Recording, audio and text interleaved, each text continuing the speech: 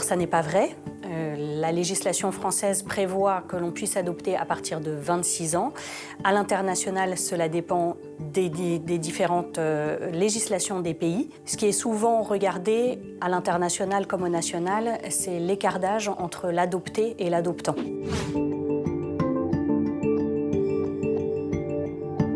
Alors c'est faux, il n'a pas besoin d'être riche pour adopter. D'abord, l'adoption nationale en France est gratuite. Il faudra peut-être payer des frais d'hébergement et de trajet si vous adoptez un enfant en dehors de votre département de résidence.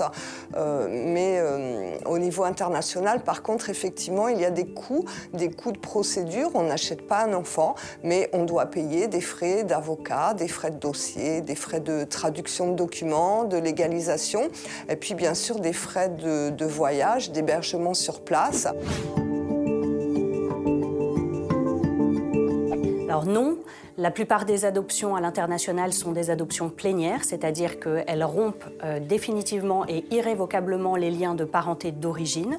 Néanmoins, il faut savoir que pour les parents, il sera important de ne jamais renier l'origine de leur enfant adopté et qu'il est probable que l'enfant adopté veuille rencontrer et aller à la recherche de ses origines plus tard en grandissant. Alors c'est faux, l'adoption en France est ouverte aux couples pacsés ou aux couples concubins pour peu qu'ils justifient d'1 an de vie commune. Donc les célibataires peuvent évidemment adopter aussi bien au national qu'à l'international. En France, les enfants pupilles de l'État qui sont adoptés, seuls 2,5% environ sont orphelins. Et ils ont plutôt été abandonnés par leurs parents, ou bien les parents ont fait l'objet d'une déchéance d'autorité parentale.